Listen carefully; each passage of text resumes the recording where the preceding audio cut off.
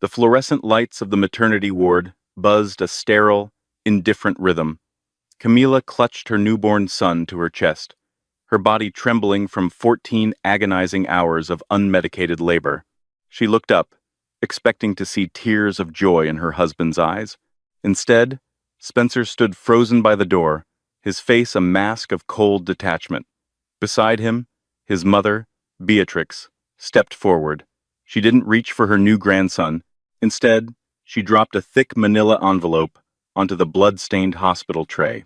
"Your bags are already packed and waiting at the front desk," Beatrix sneered, her diamond rings catching the harsh light. "Sign the divorce papers, Camila. You're done here." The scent of antiseptic and stale coffee clung to the air in room 412 of St. Jude's Medical Center. Camila Harrington laid back against the stiff, crinkling hospital pillows, her breath coming in shallow, exhausted gasps. In her arms lay a fragile, perfect weight, a baby boy with a shock of dark hair and tiny, perfect fingers. He was the only beautiful thing to come out of the grueling 14 hours of labor she had endured entirely alone. Where was Spencer?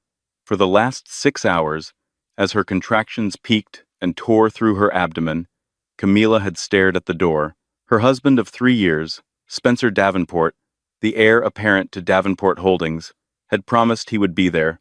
His phone had gone straight to voicemail. "I have a critical board meeting, Camila. The company is in a sensitive place right now," he had told her that morning, as her water broke. He had sent an intern to drive her to the hospital. Now, the door finally swung open. Camila's exhausted heart did a hopeful stutter. Spencer walked in, wearing a sharp, charcoal-gray Armani suit that looked entirely out of place in a maternity ward. But he wasn't alone. Flanking him were his parents. William Davenport, a man whose spine seemed permanently stiffened by arrogance, and Beatrix Davenport, the undisputed matriarch of the family, radiating an aura of severe, suffocating entitlement. "Spencer," Camila breathed, her voice raspy. She shifted the bundle in her arms. "Look at him. He's beautiful. He has your nose." Spencer didn't cross the room. He didn't drop his briefcase. He stood 3 feet inside the doorway, his eyes darting anywhere but at his wife and newborn child. Beatrix stepped forward, the sharp clack of her Louboutin heels echoing like gunshots against the linoleum floor. She bypassed the bassinet entirely. Her lips were pursed in a thin, distasteful line, looking at Camila as if she were a stain on the immaculate hospital sheets. She reached into her designer tote bag and pulled out a thick, legal-sized manila envelope, tossing it carelessly onto the rolling tray beside Camila's bed. It landed with a heavy, definitive thud. "I'll get straight to the point, Camila, as I always do," Beatrix said, her voice dripping with venom. "We have tolerated this little charitable experiment of Spencer's for 3 years. We allowed him to marry a girl with no background, no pedigree, and frankly, no bank account, because he was foolishly enamored. But playtime is over." Camila blinked, her exhaustion momentarily confusing her. What are you talking about? Beatrix, I just gave birth. And you did a lovely job, I'm sure," Beatrix replied, not glancing at the baby. "But Davenport Holdings is drowning. We are over-leveraged. Our creditors are circling like vultures, and your husband needs to secure the future of our family's legacy. A legacy that you, with your thrift store clothes and community college background, cannot contribute to." Camila looked past the matriarch, her eyes locking onto her husband. "Spencer? What is she saying? Tell her to stop." Spencer shifted his weight, running a hand through his perfectly styled hair. He looked down at his polished Italian leather shoes. "Camila, I'm sorry. Truly, I am. But Mother is right. The market has shifted. Our commercial real estate investments tanked last quarter. If we don't get a massive capital injection by Friday, the banks are foreclosing on everything. The penthouses, the corporate offices, all of it. And what does that have to do with this?" Camila asked, her trembling hand reaching out to touch the manila envelope. "Those are divorce papers," William Davenport finally spoke up, his voice a low, gravelly rumble. "Generously drafted. We are offering you a one-time settlement of $50,000. In exchange, You sign away all claims to Davenport Holdings, to our personal estates, and you grant Spencer full, primary custody of the child when he deems it convenient.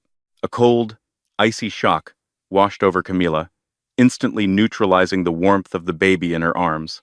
The physical pain of childbirth faded, replaced by a deep, agonizing hollow in her chest. For 3 years, she had endured Beatrix's endless insults, William's cold dismissals, and Spencer's gradual emotional withdrawal.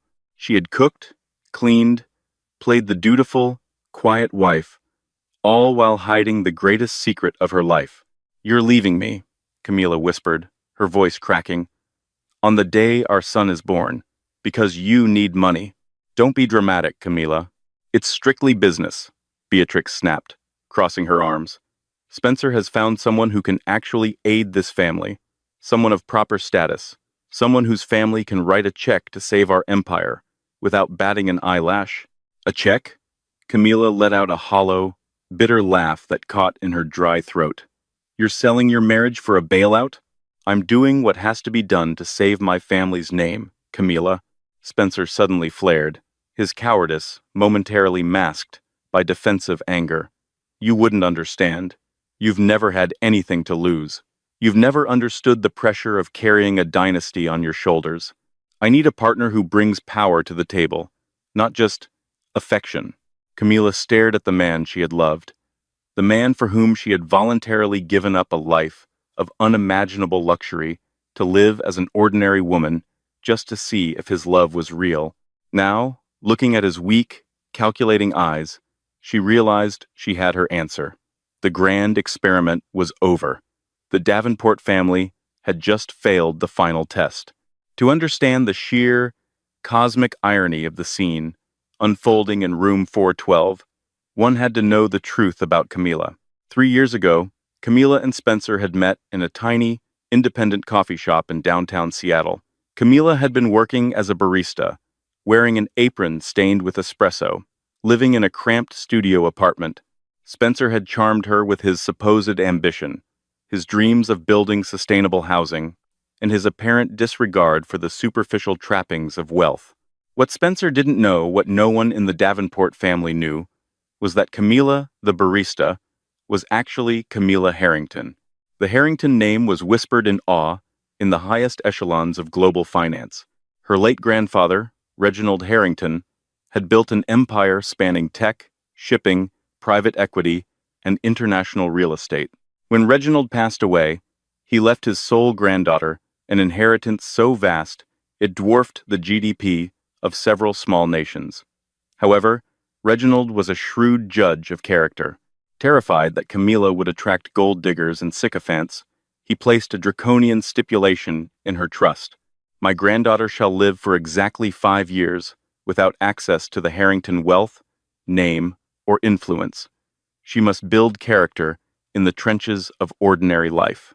Only when she proves she can survive the world at its harshest, and only when she finds companions who love her for her soul and not her checkbook, shall she inherit the kingdom." Today, the day of her son's birth, marked exactly 5 years to the day since Reginald's death. The clock on her poverty had officially run out. "So, who is she?" Camila asked, her voice eerily calm now. The tears she thought she would cry simply evaporated, replaced by a cold, calculating clarity. "Who is the highest bidder?" Right on cue, the hospital door opened wider. A suffocating wave of expensive, cloying Tom Ford perfume rolled into the room before the woman even stepped through. Jessica Waverly strolled into the maternity ward as if it were a red carpet. She wore a tailored Chanel tweed suit that hugged her completely unpregnant figure, her blonde hair blown out to perfection, a $15,000 Hermes Birkin bag slung over her forearm. Jessica was the daughter of Martin Waverly, a local real estate mogul who owned a respectable, though heavily leveraged, chain of strip malls and mid-tier commercial buildings. In the Davenports' desperate eyes, Jessica was royalty. "Spencer, darling, is it done yet?" Jessica whined, completely ignoring Camila's presence. She stepped up to Spencer, blatantly looping her manicured hand through his arm and leaning her head against his shoulder. The smell of this hospital is simply dreadful. I have reservations at Le Bernardin in an hour. Camila looked from Jessica's smug, heavily contoured face to Spencer, who actually had the audacity to look slightly embarrassed, but made no move to push Jessica away. Jessica's father has agreed to a $50 million merger with Davenport Holdings, William boasted, his chest puffing out. It will clear our debts and position us to take over the West Coast market. In exchange, Spencer and Jessica will be married by the end of the fiscal year to solidify the alliance. 50 million, Camila repeated, testing the words on her tongue. To the Davenports, it was a lifeline. To the Harrington Global Fund, $50 million was the rounding error on a slow Tuesday. Yes, 50 million, Jessica said, finally deigning to look at Camila. She offered a pitying, cruel smile. It's a number you couldn't possibly comprehend, sweetie. I know this is hard for you, going back to serving coffee, or whatever it is people like you do. But Spencer is destined for greatness.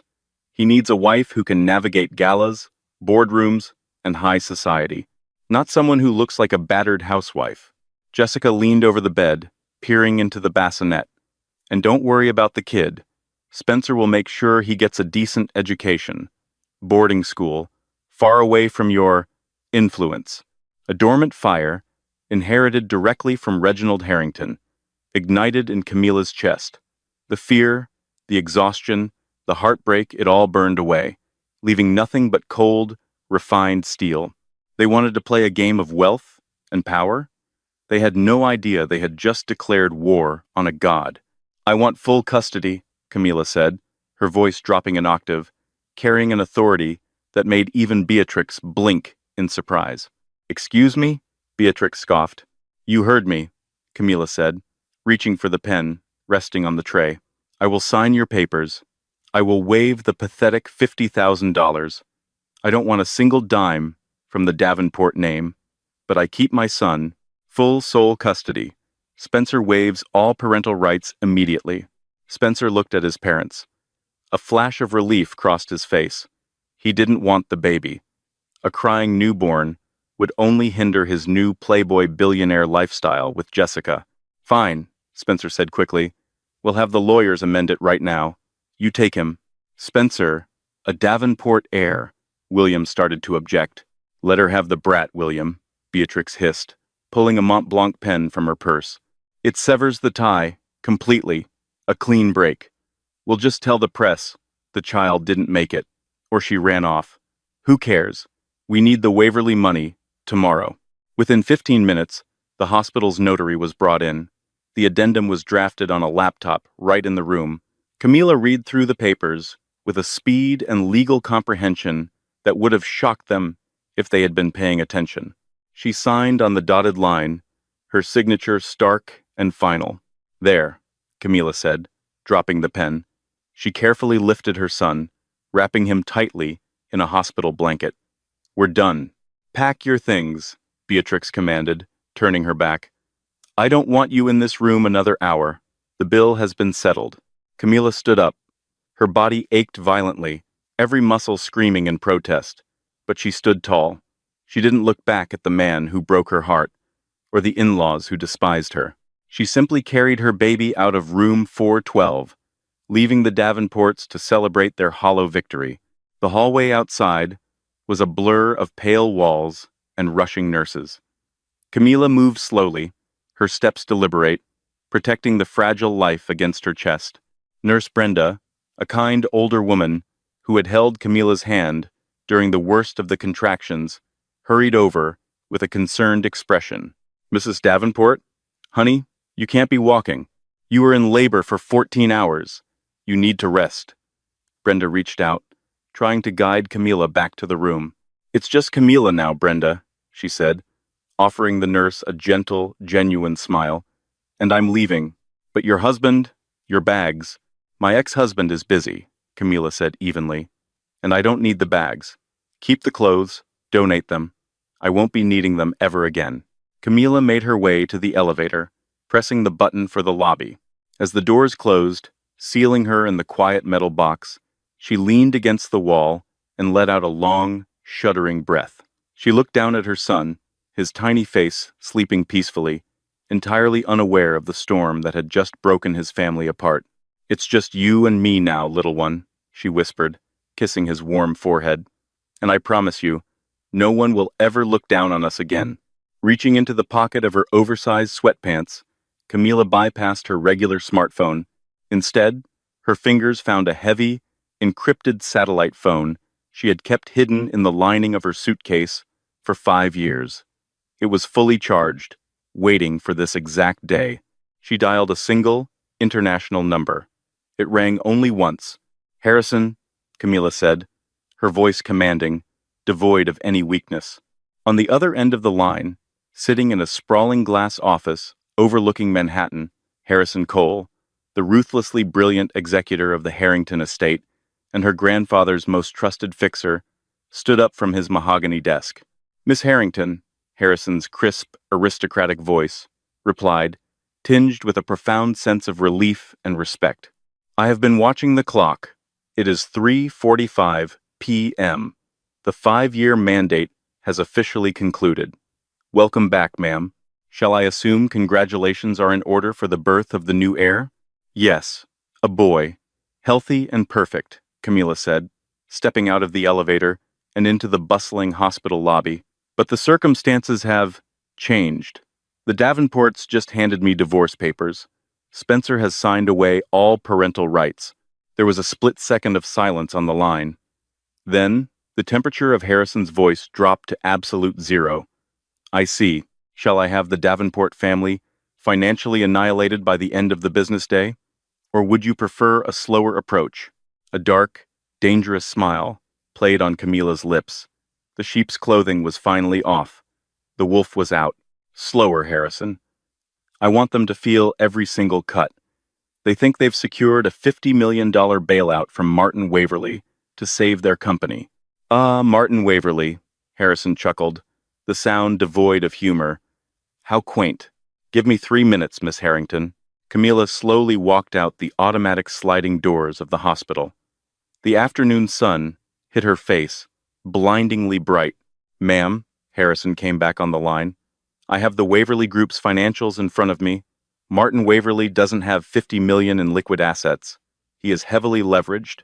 To fund this merger with Davenport Holdings, he has applied for a massive bridge loan through a shadow banking firm called Vanguard Equities." Camila's smile widened. "Vanguard Equities. That's one of our subsidiaries, isn't it?" "Indeed it is, ma'am. Vanguard operates under the Harrington Global umbrella. Technically, Martin Waverly is begging you for the money to buy your ex-husband." The poetic justice of it all was almost too sweet to bear. The Davenports had thrown her away like trash, banking their entire survival on a woman whose family was secretly borrowing money from Camila's own pocket. "Approve the loan to Waverly, Harrison," Camila instructed, her eyes scanning the street. "Let them sign the merger. Let the Davenports believe they are safe. Let them pop the champagne. I want them legally bound to Waverly's debt. And then, once the ink is dry, I want you to call in Vanguard's loan. Immediately." "A predatory recall," Harrison mused approvingly. "Waverly will default instantly. The cross-collateralization will drag Davenport Holdings down with him. They will both be bankrupt within 72 hours. Exactly. But first, I need a ride. Look up, Miss Harrington." Camila raised her eyes, pulling into the circular driveway of the hospital, ignoring the blaring horns of taxis and ambulances, was a convoy of 3 pitch-black, armored Mercedes-Maybach SUVs. The lead vehicle stopped directly in front of her. The doors opened in unison. 4 towering men in immaculate black suits stepped out, immediately forming a protective perimeter around Camila and the baby. The head of security, a giant of a man named Reynolds, bowed his head deeply. "Welcome back, Miss Harrington," Reynolds rumbled. "Your private jet is fueled and waiting at the tarmac.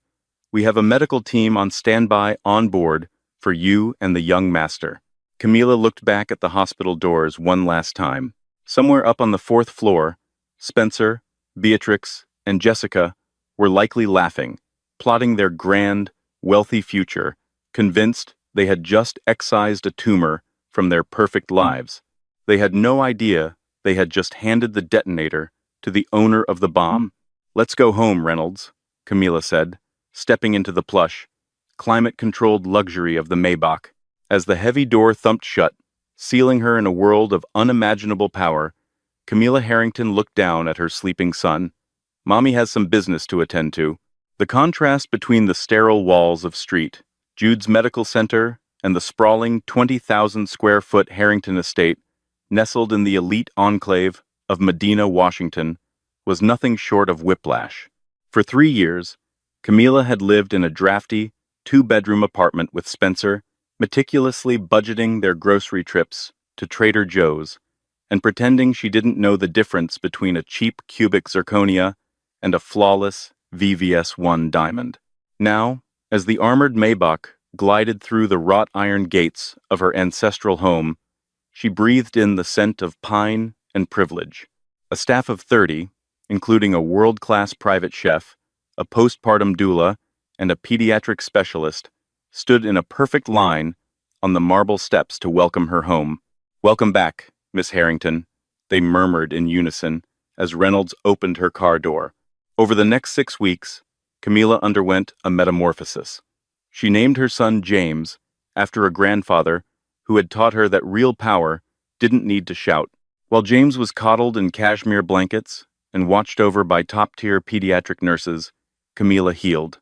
The exhaustion of her grueling labor and the emotional devastation of Spencer's betrayal fueled a cold, calculating fire within her. She shed the frayed cardigans and worn-out jeans of her barista persona. In their place returned the wardrobe of a billionaire heiress, tailored Alexander McQueen power suits, vintage Chanel, and the subtle blinding flash of a Cartier Panthère watch on her wrist. Her hair, previously kept in a messy, tired bun, was professionally styled into a sleek, formidable blowout. She looked nothing like the exhausted, weeping woman Beatrix Davenport had tossed $50,000 at. She looked like a predator. During her recovery, the command center of the Harrington estate was a flurry of activity. Harrison Cole, her ruthless executor, had flown in from New York to oversee the destruction of the Davenport family personally. "The trap is set, Camilla," Harrison announced one rainy Tuesday morning, spreading a series of glossy financial documents across the massive oak dining table. James was asleep in a bespoke bassinet nearby. Camilla took a sip of her black coffee, her eyes scanning the contracts. "Walk me through it, Harrison." "Martin Waverly, your delightfully oblivious replacement's father, took the bait," Harrison explained, adjusting his wire-rimmed glasses. He was desperate to fund the $50 million merger with Davenport Holdings. He approached Vanguard Equities, our shadow subsidiary. We approved the bridge loan at an exorbitant interest rate, using all of Waverly's commercial real estate, and crucially, the future assets of Davenport Holdings as collateral. Camilla traced a manicured fingernail over Spencer's signature on the merger agreement. A bitter smirk touched her lips. "So, they signed the cross-collateralization clause?" "Greed makes men blind," Harrison replied smoothly. William and Spencer Davenport were so eager to get their hands on Waverly's supposed cash, they signed an agreement stating that if Waverly defaults on his loan to Vanguard, Davenport Holdings is entirely liable. They tied themselves to a sinking ship. "And when is the merger being publicly announced?" Camilla asked, leaning back in her chair. "This Friday," Harrison said, checking his tablet. "They are hosting a lavish, black-tie gala at the Fairmont Olympic Hotel in downtown Seattle to celebrate the merger and, supposedly, to announce Spencer's formal engagement to Jessica Waverly. They've invited the mayor, the city council, and every major investor on the West Coast to parade their new wealth." Camilla looked over at her sleeping son. Spencer had thrown this perfect boy away for a check that would ultimately bounce. "Friday," Camilla murmured, her eyes hardening into chips of ice. "Call in the loan on Friday night, Harrison. Wait until they are pouring the champagne, and get me an invitation to that gala. I think it's time my ex-husband and I had a little reunion." The grand ballroom of the Fairmont Olympic Hotel was a dazzling spectacle of crystal chandeliers, overflowing arrangements of white orchids, and the clinking of baccarat champagne flutes. The creme de la creme of Seattle's high society milled about in custom tuxedos and designer gowns. At the center of the room, standing on a slightly elevated dais, were the Davenports. William Davenport puffed his chest out, holding a tumbler of expensive scotch, accepting congratulations from local politicians. Beatrix was in her element, draped in emerald silk, laughing loudly with the wives of banking executives. And there was Spencer. He looked the part of the triumphant young CEO, wearing a velvet Tom Ford dinner jacket. Clinging to his arm like a glittering parasite was Jessica Waverly, flashing a massive, gaudy diamond engagement ring to anyone who made eye contact. "To the future," Spencer said smoothly to a group of investors, raising his glass. "With the Waverly merger complete, Davenport Holdings is poised to completely dominate the Pacific Northwest commercial sector. This is just the beginning." "Oh, Spencer is just so brilliant," Jessica cooed, leaning into him. "We are going to be unstoppable."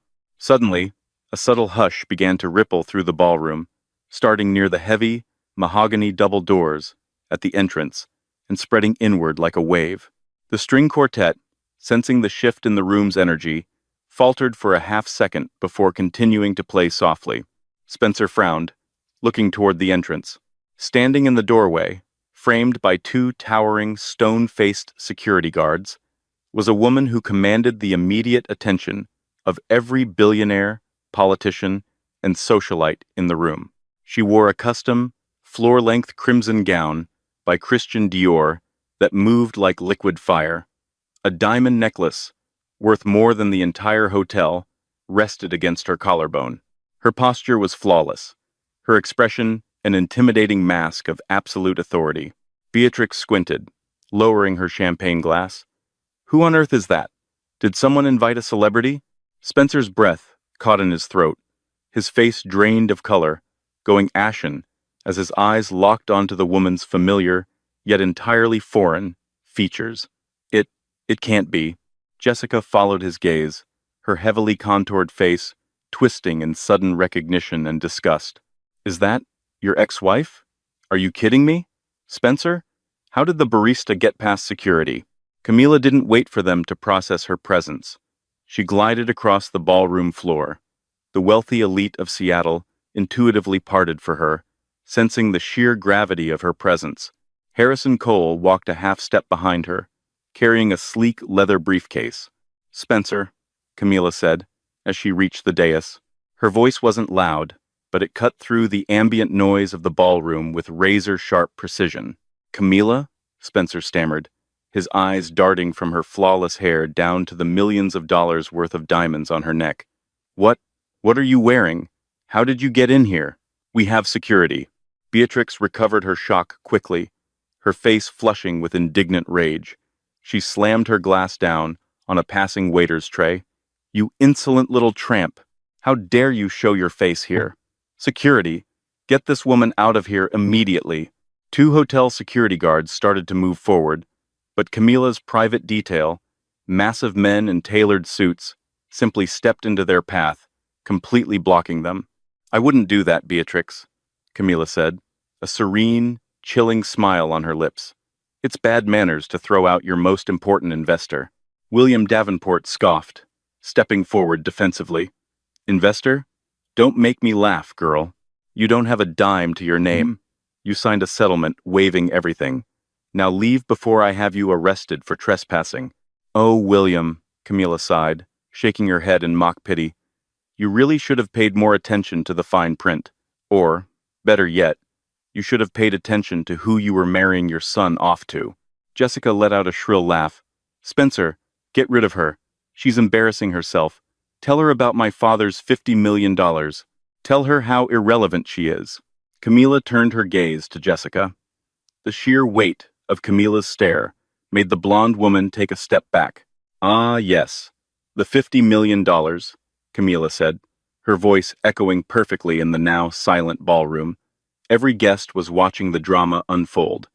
"Let's talk about that money, Jessica, because your father, Martin Waverly, doesn't actually have it. He had to borrow it, desperately. You're lying, Jessica shrieked. Camila snapped her fingers. Harrison stepped forward, opening the leather briefcase. He pulled out a thick stack of legal documents, stamped with aggressive red seals. Martin Waverly secured a bridge loan through Vanguard Equities to fund this little merger, Harrison announced to the room, his voice booming with legal authority. A loan heavily collateralized by both Waverly Group assets and, due to the cross-collateralization clause signed by William and Spencer Davenport, the entirety of Davenport Holdings. Spencer's eyes widened in horror. How do you know about Vanguard Equities? That was a private, closed-door deal. Because, Spencer, Camila said softly, stepping up onto the dais until she was inches from the man who had abandoned her and their newborn son. Vanguard Equities is a subsidiary of the Harrington Global Fund, and I am Camila Harrington, sole heir to the estate and CEO of the board. A collective gasp echoed through the ballroom. The Harrington name was legendary. It was old money, ruthless money, global money. To hear that the quiet, supposedly penniless ex-wife of Spencer Davenport was actually the apex predator of the financial world sent a shockwave through the crowd. Harrington? William wheezed, clutching his chest, his arrogant posture collapsing. No, that's impossible. As of 8 p.m. tonight, Camila continued, her voice devoid of any mercy, Martin Waverly defaulted on his initial payment terms. As the majority shareholder of Vanguard Equities, I have officially recalled the loan. In full. Recalled? Spencer choked out, looking like he might vomit. You can't do that. We need time. If you pull that loan, Waverly goes bankrupt. Waverly is already bankrupt, Spencer. Camila smiled, a terrifying, beautiful sight. And because of the merger you so eagerly signed today, to get rid of me, Davenport Holdings is entirely liable for the debt. You owe me $50 million, plus interest. By Monday morning, Beatrix let out a strangled, horrified sound, collapsing into a nearby chair, her hands shaking wildly. You don't have the money, Camila stated, looking at their devastated faces, which means, as of Monday morning, I will be seizing your corporate offices, your penthouses, your cars, and every single asset tied to the Davenport name. You wanted a business transaction instead of a family, Spencer? You got one. You're liquidated. The silence in the grand ballroom was deafening, save for the panicked, shallow breathing of William Davenport. The crystal chandeliers seemed to dim as the reality of Camila's words settled over the Seattle elite. She hadn't just crashed a party. She had publicly executed a corporate dynasty. Jessica Waverly was the first to break the tableau of horror. The illusion of her family's immense wealth had been violently shattered in front of the city's most powerful gossips. She turned on Spencer, her perfectly contoured face contorted in a mask of pure, vicious panic. You told me she was a nobody, Jessica shrieked, her voice echoing shrilly, completely abandoning her cultured facade. She shoved Spencer's chest, causing him to stumble backward. You told me she was a charity case.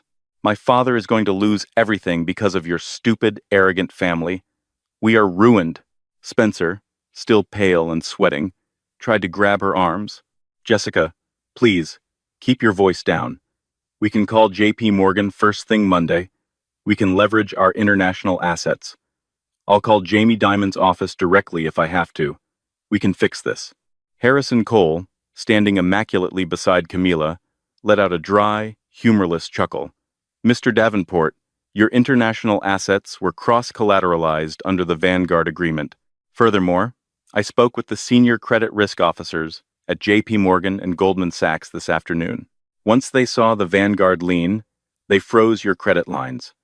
You couldn't secure a loan for a used Honda Civic right now, let alone $50 million.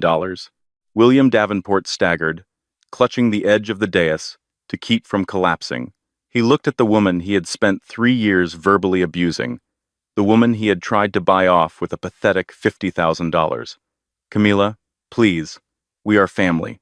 Spencer is the father of your child.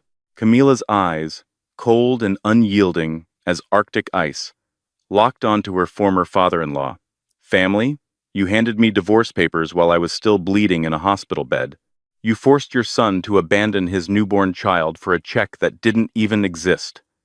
You don't know the meaning of the word family, William. You only understand leverage. And currently, you have none. Over the next 48 hours, the Davenport empire unraveled with terrifying speed. By Monday morning, the towering glass doors of Davenport Holdings in downtown Seattle were padlocked. A team of ruthless corporate liquidators from the prestigious law firm Davis Wright Tremaine, acting on behalf of the Harrington Global Fund, descended upon the headquarters. Employees were handed cardboard boxes and severance packages funded out of Camilla's pocket, purely for the sake of public relations, while the Davenports were escorted out of the building by private security. Beatrix Davenport's downfall was perhaps the most excruciatingly spectacular. Desperate to maintain her social standing, she attempted to attend her exclusive Tuesday morning charity brunch at the Seattle Tennis Club. Her platinum credit cards were declined at the valet. When she walked into the dining room, the silence that fell over the wealthy wives was thick enough to cut with a knife. Women who had kissed her cheeks just 3 days prior now turned their backs, sipping their mimosas and pretending she didn't exist. Beatrix fled to her Bentley, only to find a repo man hitching it to a tow truck. By Wednesday, Martin Waverly formally declared bankruptcy, taking his daughter Jessica's lavish lifestyle down with him. Furious and humiliated, Jessica publicly broke her engagement to Spencer via a scathing social media post, blaming him entirely for her family's destitution. Spencer was left with nothing. His penthouses were seized, his bank accounts frozen, and his friends in high society stopped returning his calls. He was forced to move into a dingy, one-bedroom motel on the outskirts of Tacoma, surrounded by the very poverty he had always mocked. But desperation breeds a pathetic kind of courage. Late Thursday evening, a torrential Pacific Northwest rainstorm battering the windows, Spencer decided he had one final card to play. He still had a biological connection to the Harrington billions. He had James. Rain hammered relentlessly against the forged steel gates of the Harrington estate, a torrential Pacific Northwest storm that seemed determined to wash away the sins of the city. Nestled deep within the ultra-exclusive enclave of Medina, Washington, the sprawling 20,000-square-foot mansion stood like an impenetrable fortress of wealth and power. Inside, the atmosphere was a sanctuary of climate-controlled warmth, scented with cedarwood and the faint, comforting aroma of expensive Earl Grey tea. Outside, standing ankle-deep in a rising puddle of freezing mud, was Spencer Davenport, the man who had once swaggered through the boardrooms of Seattle, draped in custom Italian wool and reeking of unearned arrogance, was now unrecognizable. His formerly immaculate Tom Ford dinner jacket was soaked through, clinging to his shivering frame like a wet trash bag. The expensive leather of his Oxford shoes was ruined, caked in dirt from his miles-long walk after his rideshare driver had kicked him out for insufficient funds on his declined debit card. The freezing wind whipped his hair across his pale, sunken face as he violently jabbed the glowing silver intercom button at the front gate for the 20th time. Inside the estate's state-of-the-art security nerve center, Reynolds, the massive head of Camilla's private detail, watched the pathetic display on a bank of high-definition monitors. He tapped his earpiece, his expression carved from stone. Miss Harrington, Reynolds's low, rumbling voice, echoed softly over the secure comms line into Camilla's mahogany-paneled library. The anomaly at the front gate persists. It is your ex-husband. He is completely saturated, highly agitated, and demanding an audience. He is shouting something about legal rights and seeing his son. Shall I dispatch a unit to remove him to the local precinct for criminal trespassing?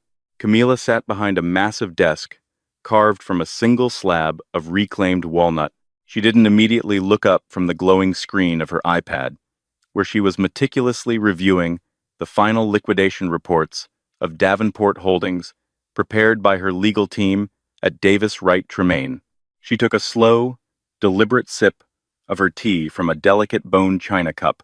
"Bring him into the grand foyer, Reynolds," Camilla commanded, her voice perfectly even, betraying not a single ounce of emotion. "Do not let him pass the entryway tile. Let's hear what the ghost of my past has to say before we exorcise him for good." 10 minutes later, Camilla began her descent down the sweeping, double helix marble staircase. She moved with the fluid, undeniable grace of a queen who had finally reclaimed her throne.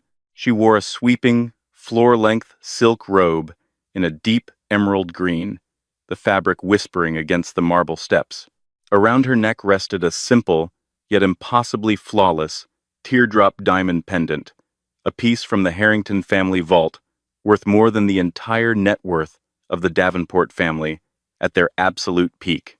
She paused on the landing, looking down into the cavernous, brilliantly lit foyer. Spencer stood dripping onto the priceless, hand-woven Persian rug. Two of Reynolds's towering security operatives stood mere inches behind him, their postures relaxed but carrying the coiled, dangerous energy of men, ready to commit severe violence at a moment's notice. When Spencer looked up and saw her, a strangled, pathetic sob tore from his throat. "Camilla," he gasped, his teeth audibly chattering. He took a single, desperate step forward, but the operatives instantly stepped into his path, forming an impenetrable wall of muscle and tailored black suits. "Camilla, please, you have to tell them to stop. You have to call off your lawyers. Please, I am begging you on my hands and knees. You came to my home at 11 o'clock at night, trespassing on private property in the middle of a torrential downpour, to beg for mercy?" Camilla asked. Her voice didn't echo. It simply commanded the space, cold and absolute. "Mercy is a currency you exhausted 3 years ago, Spencer." "I have nothing," Spencer screamed, his voice cracking horribly as tears mixed with the rainwater streaming down his face. "You took everything. The corporate accounts are frozen. The SEC is investigating my father for fraudulent valuations. He's facing federal prison time, Camilla. 20 years. My mother had a nervous breakdown when the bank foreclosed on the Mercer Island estate this morning. She's living in a motel by the interstate. A motel, Camilla. And Jessica left me. The Waverleys are ruined, and she blames me for all of it. I don't have a dollar to my name. My credit is destroyed. My life is over." "Your life is precisely what you built it to be," Camilla replied, descending the final few steps until she was standing on the same level, though she seemed to tower over him energetically. "You wanted a ruthless business transaction. You traded your wife and your newborn son for a $50 million phantom check.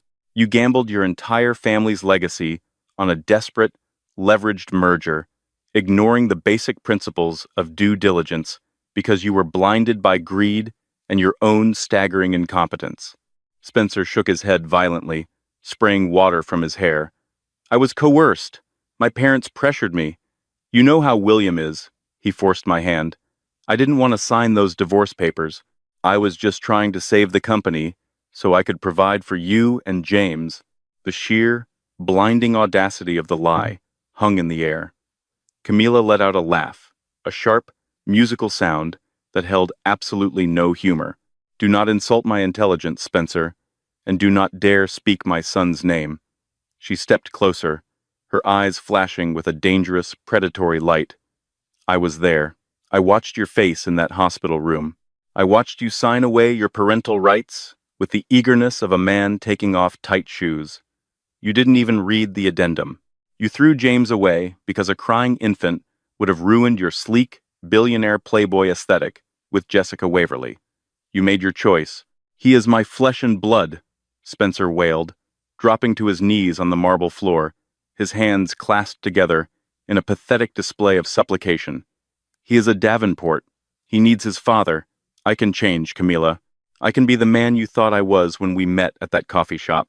I can be a husband, a real partner. Let me stay. Let me help you run this empire. We can raise him together, right here. We can be a family."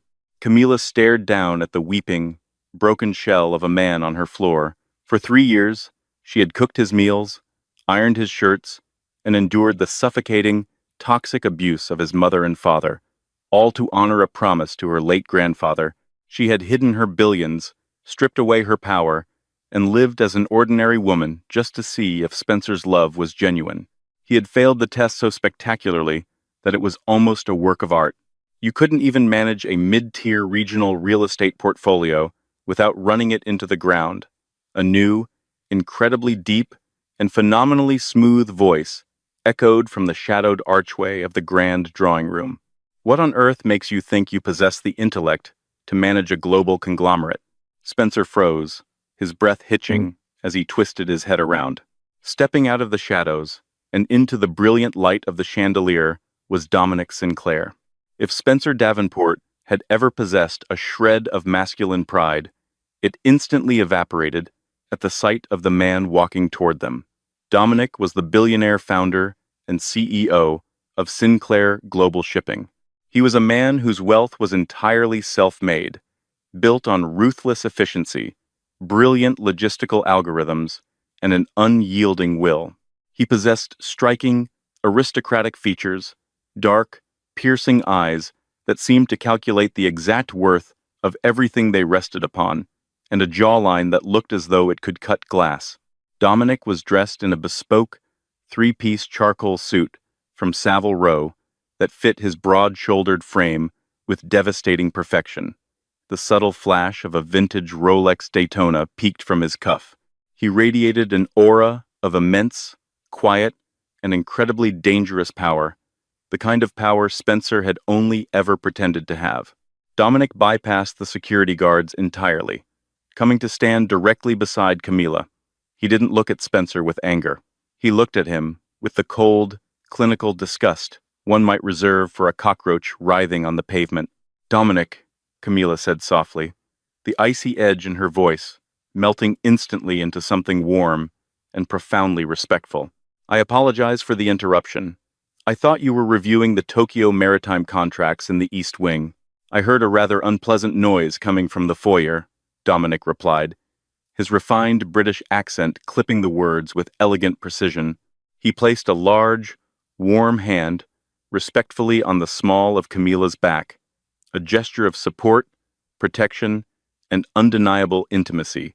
"I thought perhaps a stray animal had wandered onto the estate, but I see it's something far less respectable." Spencer stared at Dominic's hand, resting on his ex-wife. A hot, toxic wave of jealousy and profound realization washed over him. He finally understood. He hadn't just lost his company. He had lost a woman who commanded the attention of the true titans of the world. Who are you?" Spencer stammered, scrambling to his feet, though he kept a safe distance from the security operatives. "Are you her lawyer? Are you the one doing this to my family?" Dominic offered a terrifyingly serene smile. "I am Dominic Sinclair, and while I would thoroughly enjoy taking the credit for the absolute demolition of your pathetic little real estate firm, I cannot. The brilliant tactical execution of your ruin was entirely Camila's design. I am simply here as her partner, in business and in matters far more important." Dominic's dark eyes locked onto Spencer's, pinning him to the spot. "You had a diamond in your hands, Mr. Davenport, a woman of unparalleled grace, supreme intelligence, and a heart so vast you couldn't possibly comprehend it, and you threw her away for a handful of dirt. You are not a victim of circumstance. You are a victim of your own staggering mediocrity." "You replaced me," Spencer whispered, the words tasting like ash in his mouth. He looked at Camila, seeing the way she looked up at Dominic. There was no fear, no subservience. There was only the electric, undeniable spark of two equals recognizing each other, the profound mutual respect of an emperor and an empress. "I did not replace you, Spencer," Camila corrected him, her voice ringing with the finality of a judge delivering a death sentence. "I survived you. You were the crucible my grandfather designed to burn away any lingering naivety in my heart. You showed me the darkest, most greedy depths of humanity. And because of you, I am finally ready to take my rightful place in the world." She stepped closer to Dominic, the power dynamic in the room entirely consolidated. James is asleep upstairs in a nursery larger than the apartment you forced me to live in for 3 years, Camilla continued. His name is James Reginald Harrington. He will never know the Davenport name. He will never know your face. He will be raised, surrounded by love, loyalty, and true strength. He will inherit the earth, and you, Spencer, will return to the dirt. Camilla turned her head, her gaze shifting to the head of security. Reynolds, she commanded. Yes, Miss Harrington. Mr. Davenport is officially trespassing. Remove him from my property. If he ever sets foot within 10 miles of this estate, my son, or my corporate offices ever again, you do not need to call the police. You have my full authorization to handle the threat permanently. Understood, ma'am, Reynolds said. He didn't hesitate. He reached out with one massive hand, gripping the scruff of Spencer's ruined jacket, and forcefully spun the man around. Spencer didn't fight back. The fight had been entirely bled out of him, replaced by the crushing, suffocating weight of his permanent reality. He was dragged across the marble, his wet shoes squeaking pathetically. Camilla, please. Spencer sobbed one final time as the heavy oak double doors were hauled open, letting the roaring sound of the storm back into the foyer. I'm sorry. I'm so sorry. Goodbye, Spencer, she whispered. Though he was already gone, the heavy doors slammed shut with a deafening, final thud. The intricate deadbolts slid into place automatically, sealing the fortress. The silence that rushed back into the foyer was beautiful, pure, and unbroken. The karma was settled. The debt was paid in full. Dominic turned to her, his intense gaze softening as he looked down into her eyes. He gently reached up, brushing a stray lock of hair behind her ear. His touch sent a warm, grounding electric thrill down her spine. You handled that with terrifying perfection, Dominic murmured, a hint of a smile playing on his lips. Remind me never to cross you in a boardroom, Miss Harrington. Camilla smiled, a brilliant, genuine expression that reached all the way to her eyes. The heavy, suffocating weight of the past 3 years had fully vanished, leaving her light, focused, and incredibly powerful. You have nothing to worry about, Mr. Sinclair, Camilla replied softly, stepping slightly closer into his space. I only destroy those who betray me. I am fiercely loyal to those who stand by my side. Then, I suppose I am the luckiest man in the world, Dominic said, offering his arm to her. Now, I believe we have a multi-billion-dollar maritime integration to finalize before midnight. Shall we? We shall, Camilla agreed, slipping her arm through his. As they walked together back up the grand sweeping staircase toward the warmth of the library and the limitless future that awaited them, Camilla Harrington knew she had finally won. She wasn't just a survivor of betrayal. She was the architect of her own dynasty, a secret billionaire no more, ready to conquer the world with the only man strong enough to stand beside her, and the beautiful son who would one day inherit it all. What an incredibly satisfying conclusion. Camilla Harrington didn't just survive the ultimate betrayal, she completely rewrote the rules and built an empire for herself and her son, James. Spencer and the Davenport family learned the hard way that you can never underestimate a mother's strength, especially when she possesses the power of the Harrington legacy. Their absolute financial and social ruin is the perfect definition of hard karma. Do you think Spencer got exactly what he deserved, or was Camilla too ruthless in her revenge? How do you feel about Dominic Sinclair stepping into the picture? Let me know your thoughts and favorite moments in the comments section below. If you enjoyed this dramatic story of betrayal, power, and ultimate redemption, please hit that like button, share this video with fellow drama lovers, and don't forget to subscribe to our channel for more thrilling stories.